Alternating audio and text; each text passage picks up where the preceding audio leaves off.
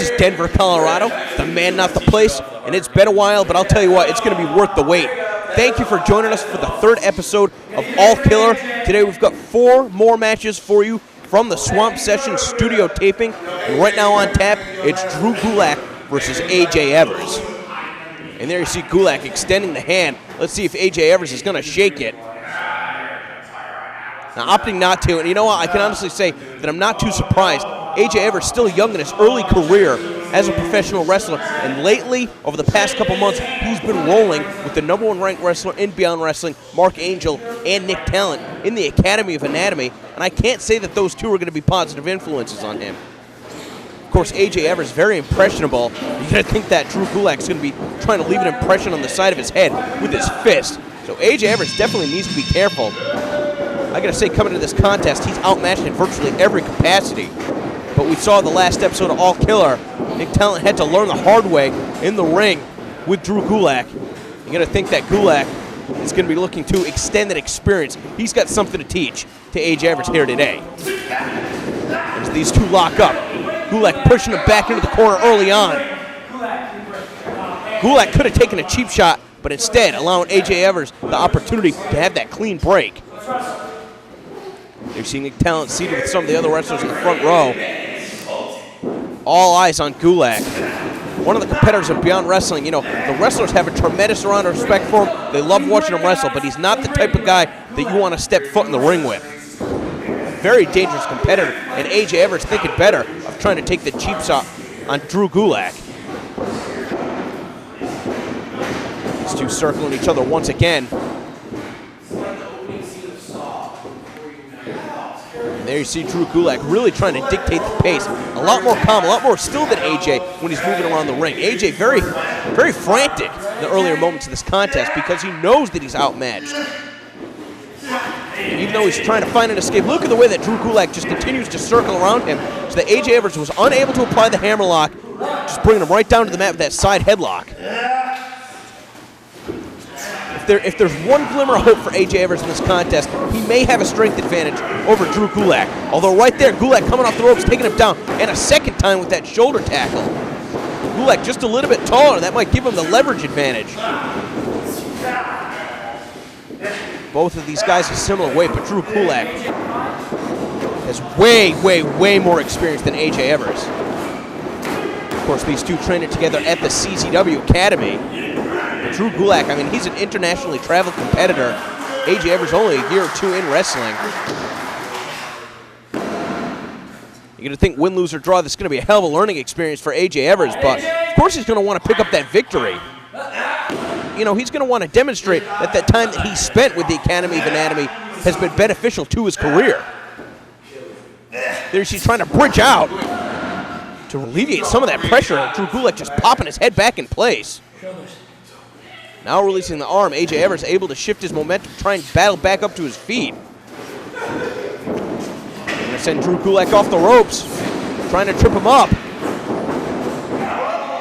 Trying to leapfrog out of the way, but he gets caught with that pinning combination, and once again,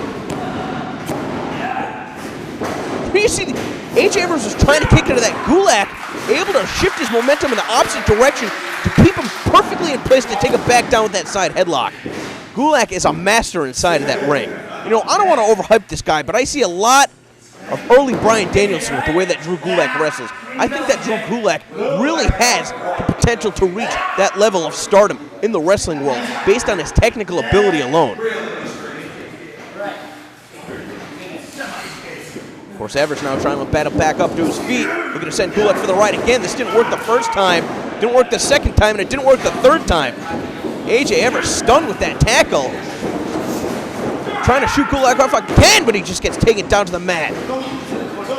AJ Evers not learning from his mistakes earlier on in this contest. Gulak is firmly in control. There you see the official asking AJ if he can continue. I mean, he's been rattled with a number of those shoulder tackles.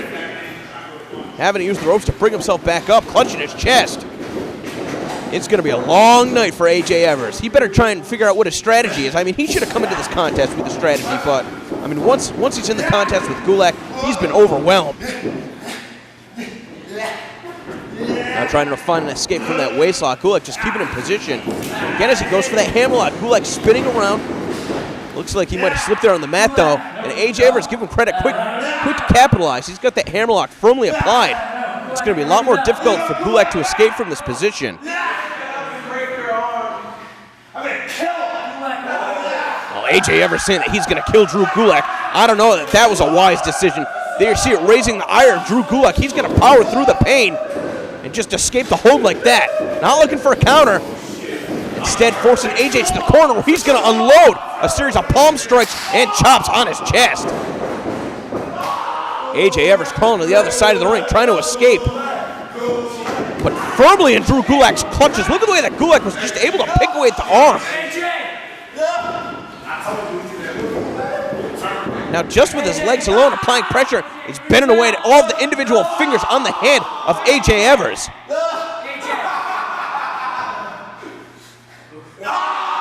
There you see pulling away at the thumb.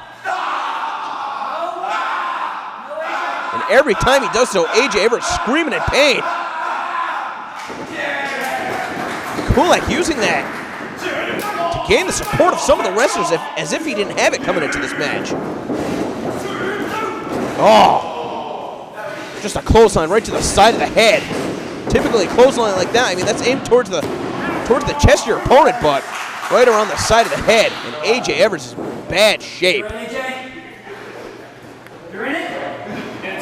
Can you hear the referee asking AJ if he's in it? Gulak going right back to that arm. Another unique pinning combination. He's got them all tied up. AJ, instead of kicking out, getting his foot to the ropes, give him credit. A veteran maneuver out of the rookie.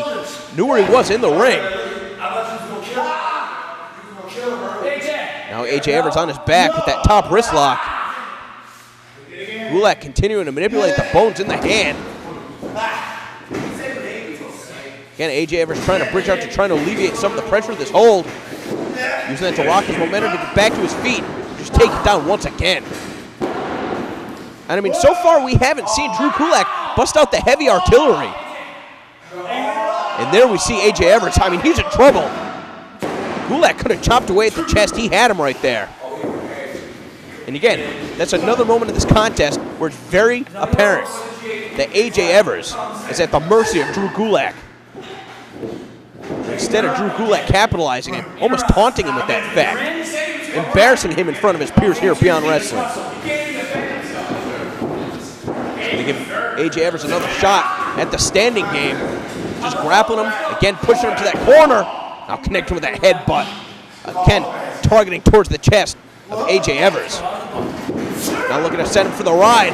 Gliding hard in that turnbuckle. Killing him with that clothesline. And another one. AJ Evers all folded up. Only good for a 2 count. AJ Evers kicking out with authority, but stumbling around the ring. And again, the official checking on him. You're going to wonder how many of these openings that Gulak is going to provide him with. AJ Evers begging off, but just sending Gulak face first in that top turnbuckle.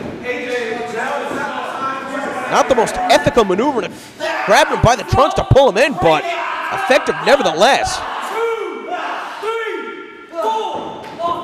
Now this is where we can see the influence from the Academy of Anatomy on AJ Evers, taking that shortcut right there, choking away, and going to taunt all the other wrestlers instead of staying on top of his opponent. I mean, he should already know by now how tough Drew Gulak is, so I'm surprised to see him give Gulak that opening, but, I mean, giving him that clothesline, Gulak not even staying down for a 1 count. We're going to talk about sending a message. Now AJ Evers trying to keep Gulak subdued with that chin lock, trying to get into better position to apply that body scissors, making it more difficult for Gulak to escape. This is going to be a maneuver to try and wear down his opponent. Take a look at the background, the very stoic look from Nick Talent as he watches one of his stablemates take it to Drew Gulak. See if he can do what he was incapable of doing, and that's beating Drew Gulak. Of course, the reason that Drew Gulak has had such an issue with the Academy of Anatomy stems back to the Double Trouble live event. I mean, Drew Gulak has made it no secret that he's been trying to avenge all of his losses here in Beyond Wrestling. He's been successful in doing so against Darius Carter. He's been successful in doing so against Johnny Mangway, now known as Jaka.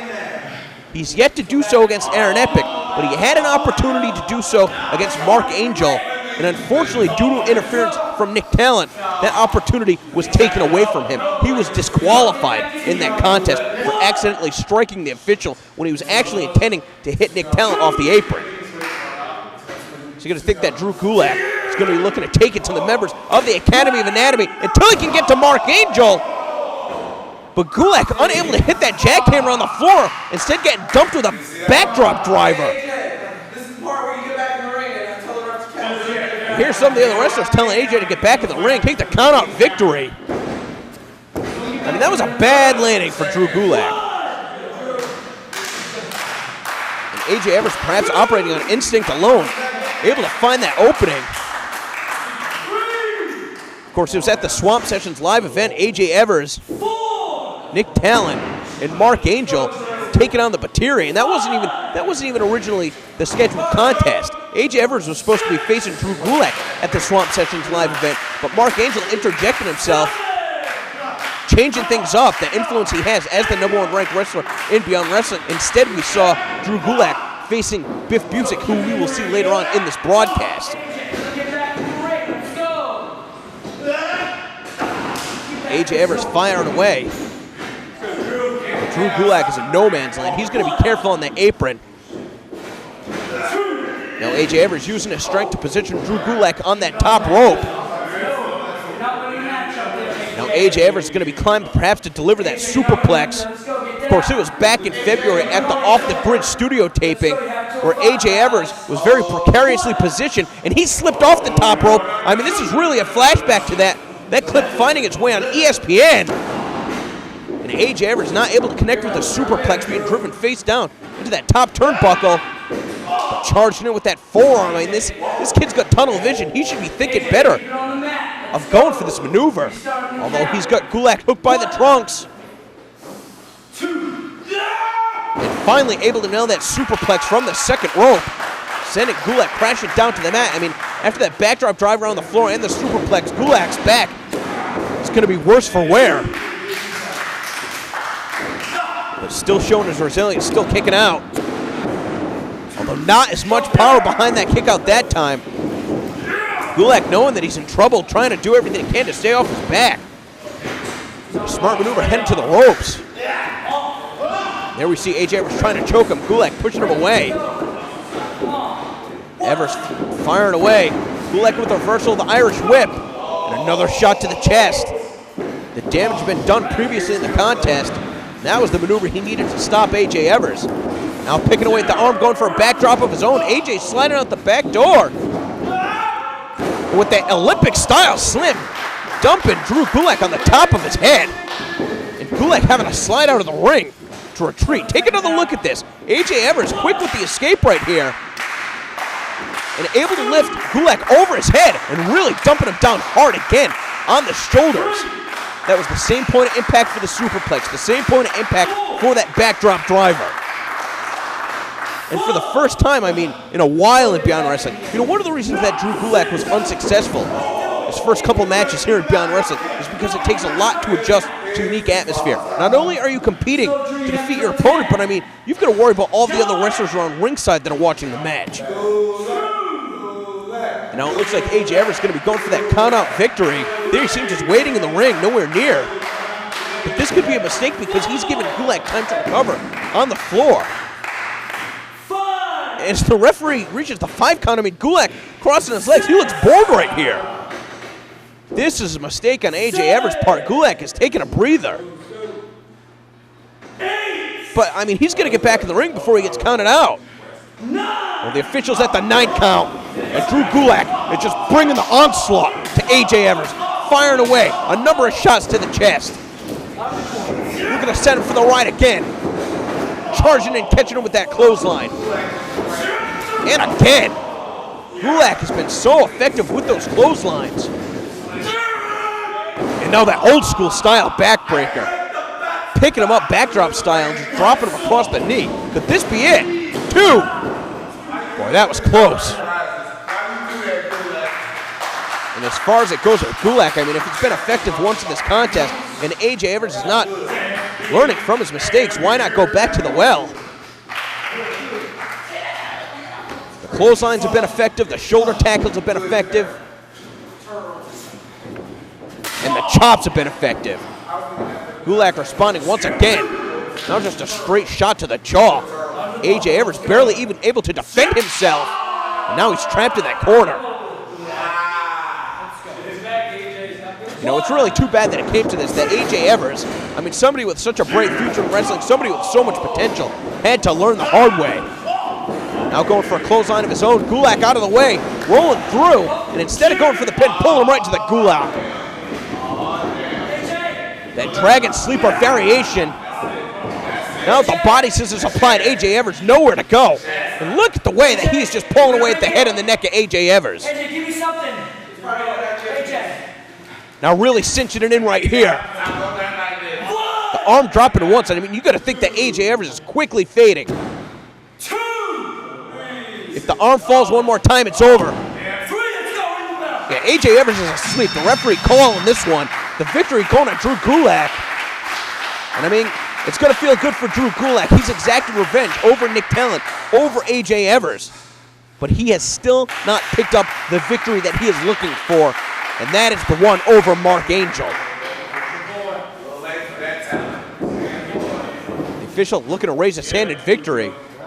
I mean, the damage has been done. AJ Evers gave Gulak a hell of a fight. But Drew Gulak still victorious. And looking down on AJ Evers.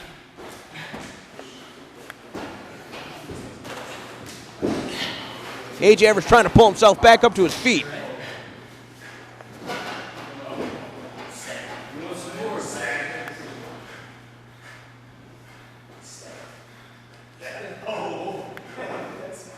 And once again, the hand is extended. You're going to wonder if AJ Evers is going to shake his hand now. And he does. Finally. Again, having to learn his lesson the hard way. But Drew Gulak slapping him on the back of the head, trying to knock some sense into him.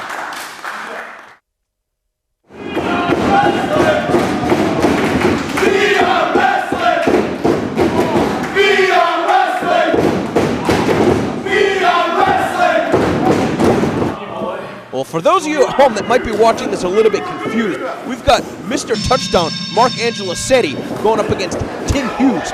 Not to be confused with Mark Angel, the #1 ranked wrestler here in Beyond Wrestling. In fact, it was Mark Angel that introduced Mr. Touchdown to Beyond Wrestling to try and take care of Anthony Stone, somebody that's been a thorn in his side dating back to the Crises Precipitates Change taping. Mr. Touchdown, he's been successful so far, undefeated here in Beyond Wrestling.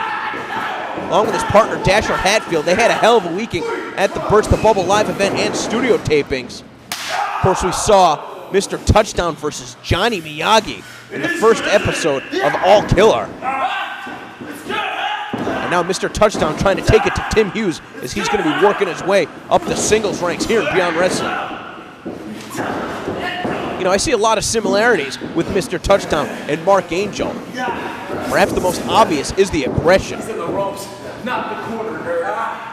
course, we saw the official having a run-in with Mr. Touchdown in his previous bout here at the Swamp Sessions tapings. So the official is going to be walking on eggshells, very careful with the officiating of this contest. But even still is going to be trying to enforce the rules, making sure that Mr. Touchdown isn't taking any shortcuts. I mean, so far, Mr. Touchdown just overwhelming Tim Hughes. Of course, Tim Hughes, one of the heaviest-handed members of the Beyond Wrestling roster, somebody who's been competing on and off Beyond Wrestling since the Developmental Hell taping. He's shown signs of improvement. I mean, he's somebody that's learned by having all of his peers dissect his match here at ringside. It's somebody else that's still very early into his career. And Mr. Touchdown, the strength on display, scooping Tim Hughes up, slamming him down to the mat. He's not done, picking him up once again. And once again, the body slam right in the center of the ring. Now a very cocky pin. Referee slow on the count. I'm not sure that would have kept Tim Hughes down, though. And Mr. Touchdown pulling the knee pad out of the way and dropping the knee on the face of Tim Hughes. Again, a very aggressive competitor, Mr. Touchdown is.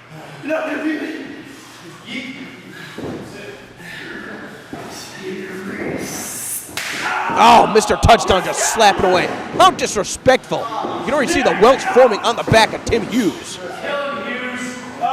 And at this point, Mr. Touchdown basically just toying with Tim Hughes. Series of shoulder blocks. How athletic is this guy? Backflip before charging in for that third shoulder block. You hear some of the wrestlers applauding his athleticism. He doesn't want their adulation. Looks like he only cares to seek the approval of Mark Angel.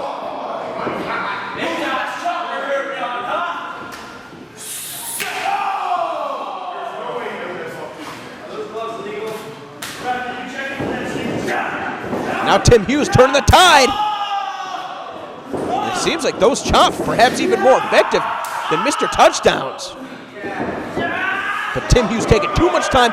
Mr. Touchdown going to the eyes, risking disqualification to once again take the advantage in this match. Take a look at Tim Hughes' back. This kid is a mess. Just another shot from Mr. Touchdown. I'm going to tell you what, not a lot of technique in this match. Taking a page out of Drew Gulak's book. That headbutt to the sternum. And now whipping in Tim Hughes hard. The hat that Tim Hughes wore to the ring. Enough impact to send that to the floor. I think perhaps Mr. Touchdown saw that. He's going to be going to the outside, perhaps pick it up. Now putting on that penguin hat.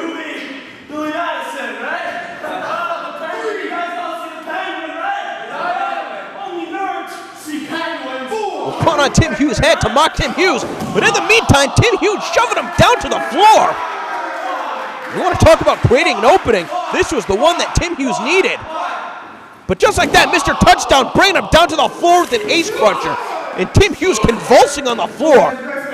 What a bad landing for Tim Hughes, and now he's out. I mean, this match picked up pretty quickly. A lot of back and forth striking until these guys took it to the floor. I mean, it's really no man's land out there.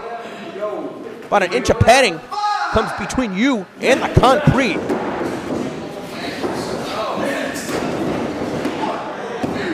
I can't believe Tim Hughes kicked out of that. The way that he was driven down skull first to the concrete with that ace crusher from Mr. Touchdown. And now Mr. Touchdown, again, looking to demonstrate just how strong he is. I mean, Tim Hughes is going to go close to 250 pounds.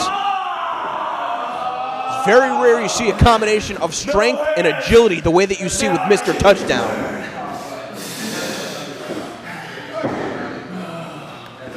Now going down to that three-point stance. Going to be looking to charge in. Perhaps going for that pounce, but Tim Hughes, to his credit, out of the way. A chop taking Mr. Touchdown down. And a second one. And a third. Tim Hughes all fired up. Now Tim Hughes looking for the Irish whip, but taking too much time. And Mr. Touchdown able to find the reversal.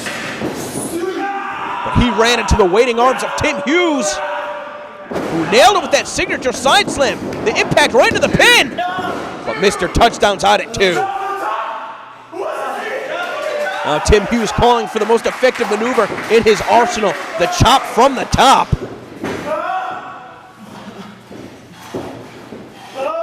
But you're going to wonder how much has been taken out of him. Is it taking him too long to get to the top rope? Tim Hughes still climbing to that top rope. He's going to be looking for that chop.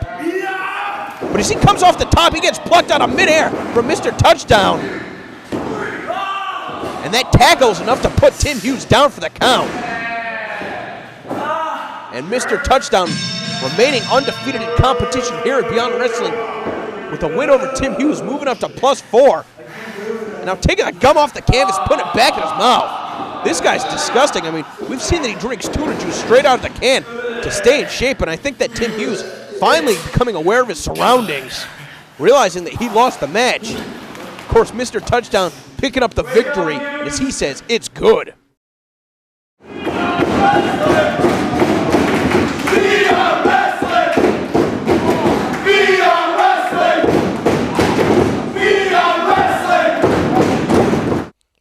Here we've got a first-time encounter between Jaka, the former Johnny Mangway, who has taken a vow of silence until he is the #1 ranked wrestler here in Beyond Wrestling. He says he's going to let his actions do all the speaking for him, and these two not even waiting for the bell before getting underway. Of course, Biff Busick, a newcomer here in Beyond Wrestling, and there we saw the taped fingers of Johnny Mangway. The strike to the side of the head, taking Biff Busick down, and Jaka launching himself over the top rope. That's that savage side of Johnny Mangway. He refers to it as Jaka, and that's what he wants to be referred to going forward. So I do apologize for calling him Johnny Mangway. I mean, I've been calling matches for this guy for over 2 years, so it's going to take me a little time to get adjusted to. But Jaka here really taking it to Biff Busick on the floor. And since Johnny Mangway has donned this Jaka persona, he's been so much more aggressive. He's put his past with Chris Dickinson and the Pit Boss behind him, no longer representing the Doom Patrol, representing himself. And he's going to be looking to climb up the ranks to become the #1 ranked wrestler here in Beyond Wrestling. You have to wonder what's with those taped fingers. It seems to give him an advantage with those strikes, but you know what? It's not illegal. A lot of wrestlers coming into contests with different parts of their body taped. Here you see, Jaka also has his ankles taped as he's no longer wearing wrestling boots. I mean, really the embodiment of the savage side. The smooth savage Johnny Mangway used to talk about the smooth side and the savage side, but we've seen nothing but the savage. And now Jaka raking the back of Biff Busick. Of course, Biff Busick, like Drew Gulak when he's first debuted for Beyond Wrestling, is another competitor that is having difficulty getting adjusted to the unique atmosphere. All of the other wrestlers are on ringside. But there we see him catching that headbutt attempt, and perhaps this could be his first opportunity to create some offense. A great clothesline, taking Jaka down to the mat, but Biff Busick really struggling to get over for the pin. Biff Busick, somebody that's trained with Lance Storm in Calgary, as well as Funaki down in Texas. He's made close to 30 appearances for WWE. I mean, this guy is very well traveled. And, you know, I'm lucky. I've had the opportunity to sit down and talk to this guy pretty extensively. I asked him, you know, with all of the training, with all of the connections you had, why did you come back to New England? And he said that he feels like he gets the best competition in New England. He feels like he can learn from the best. And I mean, right here at the New England Pro Wrestling Academy, where we tape our studio tapings, I mean, headed up by Brian Fury, you can't argue with the results. I mean, this guy's been putting out some of the best students in all of professional wrestling. So Biff Busick wants to face the best. He's come back to New England, where he started his career, and he has come to Beyond Wrestling. Well, I mean, we've got some of the best competitors, some of the most underrated and overlooked talent in all of the country, coming here to Beyond Wrestling to make a name for themselves. Again, when you get a platform like youtube.com/Beyond Wrestling, the 5th most watched YouTube channel for any wrestling promotion in the world. Of course, the most watched wrestling channel in all of independent wrestling. And with maneuvers like that, I mean, Biff Busick is hoping to get noticed. Just a competitor through and through. Such intensity, rivaling the likes of which we haven't seen since Chris Dickinson was an active competitor on the Beyond Wrestling roster. And now Jaka. Oh no, he's going to go for the jaws of the Jaguar submission from this position? Well, he's not going to be able to pick up a victory with the added leverage over the rope, inflicting more punishment than normal and breaking before the 5 count, and the damage has been done. Biff Busick doubled over. Now trying to chop away at the chest of Jaka. Ooh, just sending him skull first to the canvas. Jaka might be out. I mean, he has an abnormally hard skull, but even... Oh, you gotta be kidding me. He was able to absorb that blow? I can't believe Jaka ate the mat like that and he's still fighting. That was a nasty landing. There you see Busick trying to kick the side of the head to get Jaka to break the hold. Finally able to do so. At least he has his opponent scouted, but he missed. Going for that cannonball style senton. I mean, Jaka's hurt, man. The way that he landed skull first on the canvas. I mean, but perhaps I spoke too soon, still using his skull to create offense. A series of headbutts. Now he's going to be looking to go from that top rope splash. Rising to the top rope. Letting out a shriek, and he nailed it. 1, 2, 3. Jaka picking up a big victory. Look at this picture-perfect splash. Great technique. And he is 1 point closer to the top. Now biting away at the ankle of the official. Again, Johnny Mangway saying that he's taking his vow of silence as Jaka until he's the #1 ranked wrestler here in Beyond Wrestling. With performances like that, it's not going to take very long. I gotta say, very impressed from what I've seen out of Biff Busick, but Jaka is the one picking up the victory.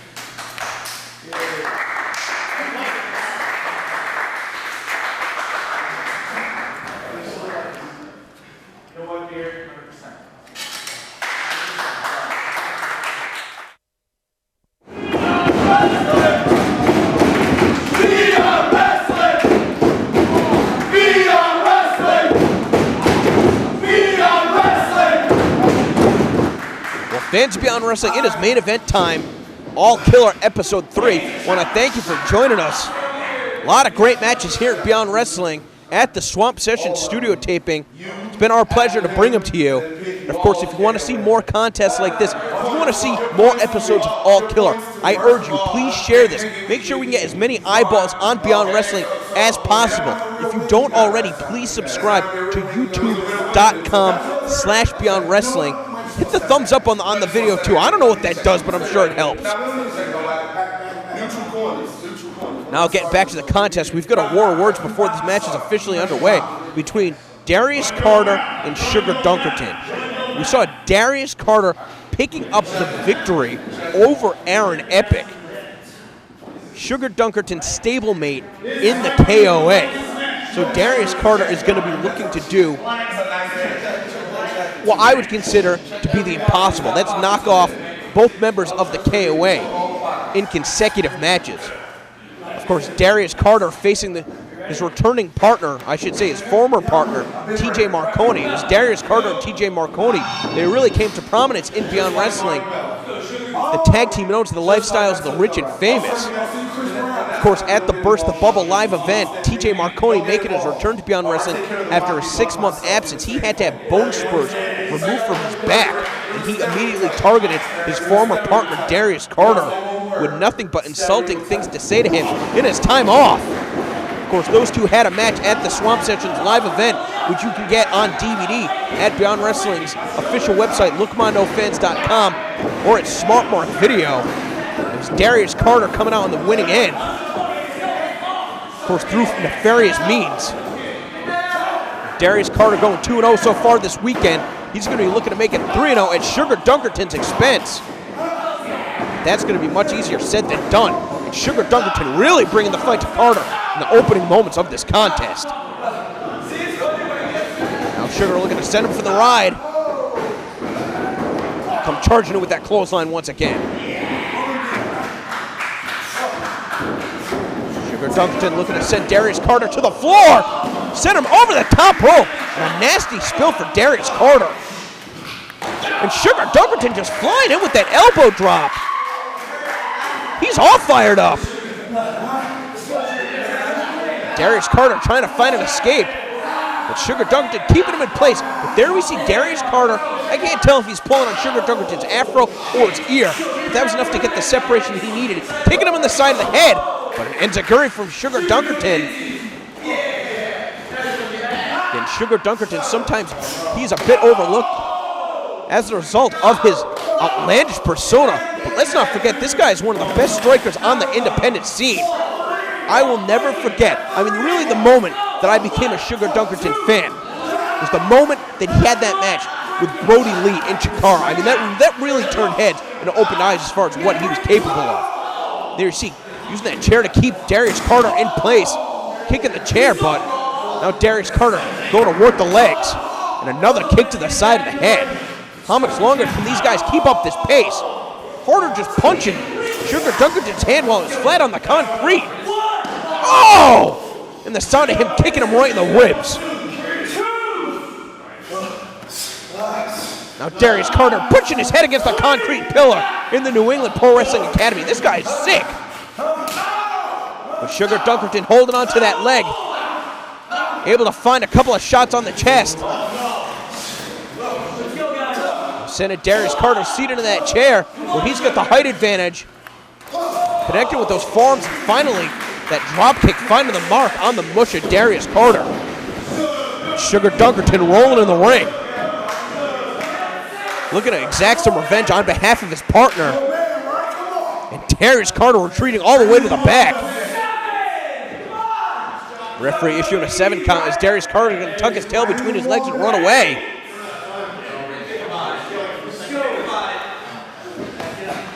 For the 9 count, he wants more, but instead rolling in the ring just to break the count. Can't argue with that move, though. I mean, Darius Carter buying himself more time. And now Sugar Dunkerton backed into the opposite corner as Darius Carter finally finds his way back into the ring. But he did not have much separation for very long. Oh, now go to the throat. And finding that European uppercut, Darius Carter, very skilled striker too. Fancies himself as the debonair millionaire. I've never checked his bank statement, but he can certainly get it done in the ring. Look at this combination, elbow strike, knee strike, a second one, and a third. Connecting on both sides of Sugar Dunkerton's head. I mean, an elbow to the temple and a knee to the temple simultaneously.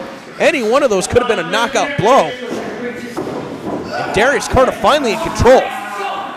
But look at this, taking a shortcut. There's no reason for this. His opponent's already down on the mat. Trying to crush his throat with his foot. But Sugar Dunkerton's got one thing that Darius Carter doesn't have, and that's heart. Slapping the shit out of him.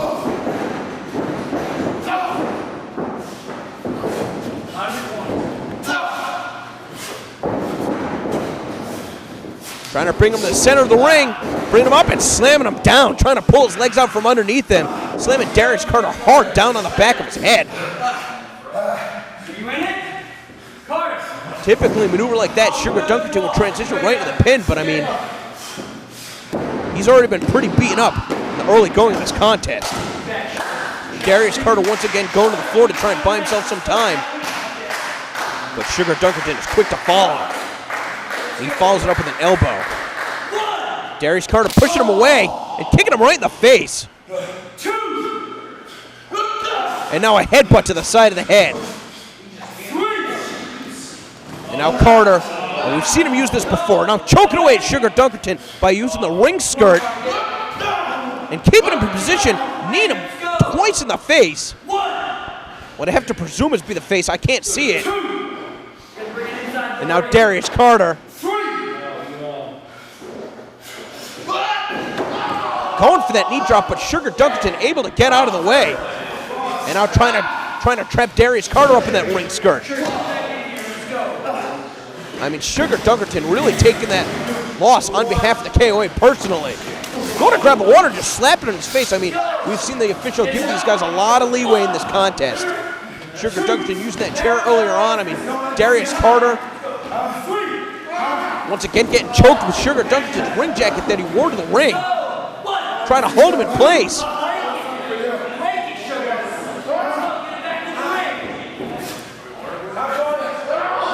And now just trying to cover him in water. I mean, that's going to make it very hard for Darius Carter to breathe, but Carter quick to escape. Sugar Dunkerton, a sign of disrespect. Disrespect met with disrespect. I mean, I've got to say, I'm surprised to see this out of Sugar Dunkerton. I mean, he's trying to fight fire with fire. And as a result, Darius Carter finding the advantage that he needs, taking that shortcut again and just pulling Sugar Dunkerton shoulder first into that post. Of course, let's not forget earlier in this year, Sugar Dunkerton breaking his forearm, having to get it surgically repaired. He's got a metal plate in his arm. Looks like Darius Carter's trying to target that left shoulder. Just kicking away once again at the arm. Before rolling Sugar Dunkerton back in the ring. He's done enough damage on the floor. Is he going to be able to pick up the victory? 1, 2. And Dunkerton having to use his right arm to kick out.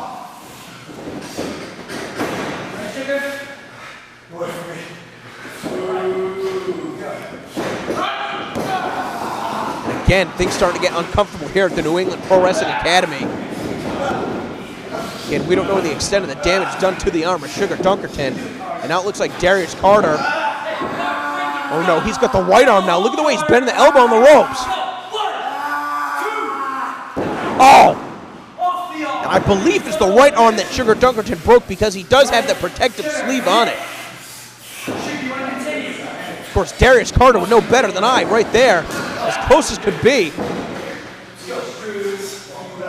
And now Darius Carter trying to target the right arm as well. I mean, we've seen Sugar Dunkerton. He is ambidextrous with the strikes that he throws. Throwing the jabs and the clotheslines from both sides. So Darius Carter now trying to take away both arms. And I say that's a pretty sound strategy. I mean, both arms just hanging by the side of Sugar Dunkerton. As a result, not able to protect himself from that Trembler-style knee strike thrown by Darius Carter. And there we see Carter mocking him. There we see Sugar again throwing those strikes, the jab, the shots to the midsection with both arms. And now with Darius Carter, I mean, he's not just targeting one part, not targeting just the elbow, just the shoulder. He's really trying to pick apart both of the arms. And I mean, based on the fact that Sugar Dunkerton was not able to create an opening for himself when he was attacking the midsection, you've got to think that Darius Carter has been successful to an extent. With that said, he does not have this match won. Sugar trying to keep those arms as close to his side as possible. But there you see, as soon as he extends it with that jab, and now take it down with that divorce court, that single arm DDT. Again, trying to target the shoulder. We saw Sugar Dunkerton having success when he kept his arms close to his side, but really those elbows that he was throwing is more having to swivel his hips.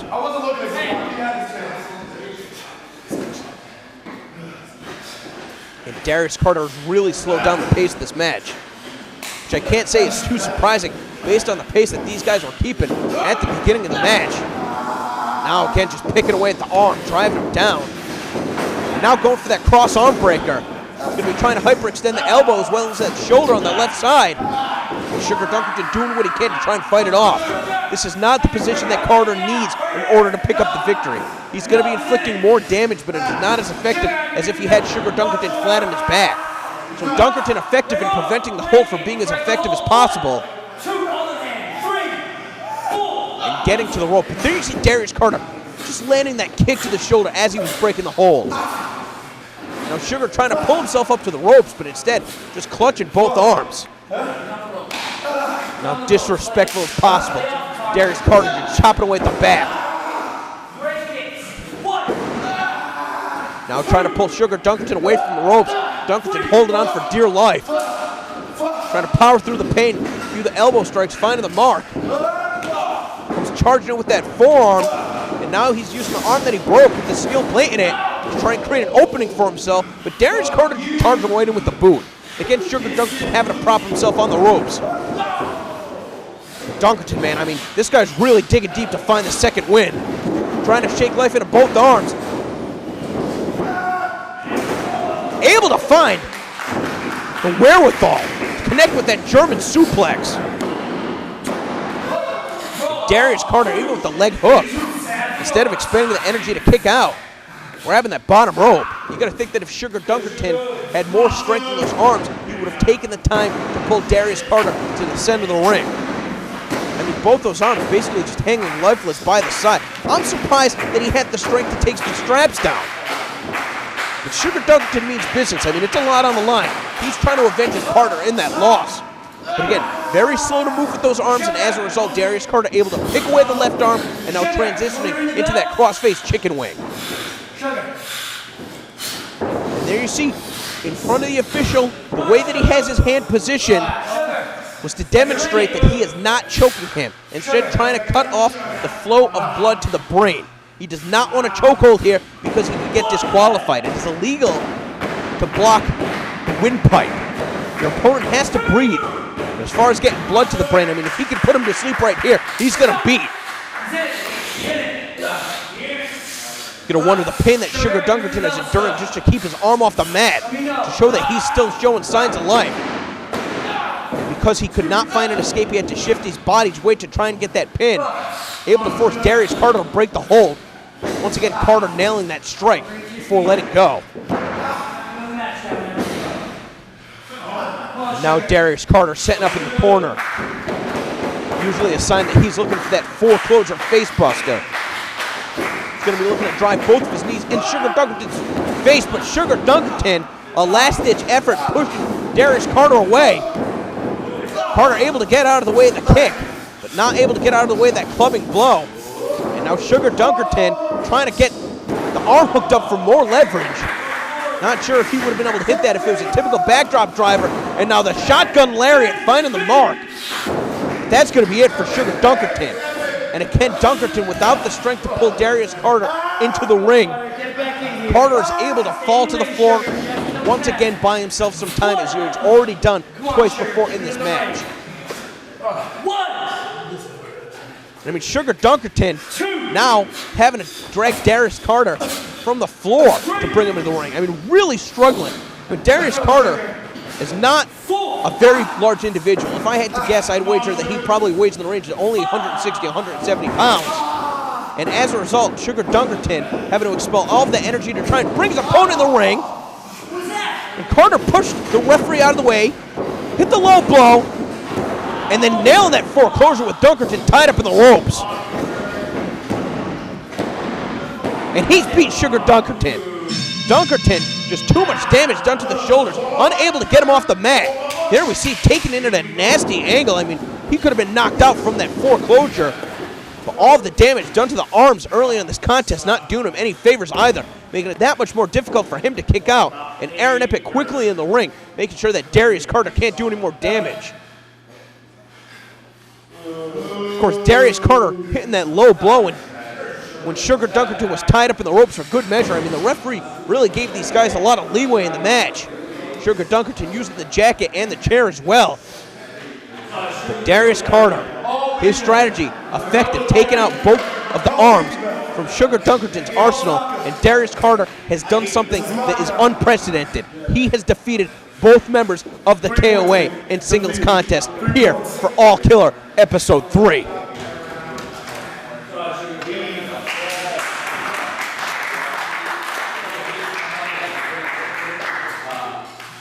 Want to thank you guys once again for joining us. We'll be back before you know it with the 4th installment of All Killer. 4 more matches from the Swamp Session studio taping.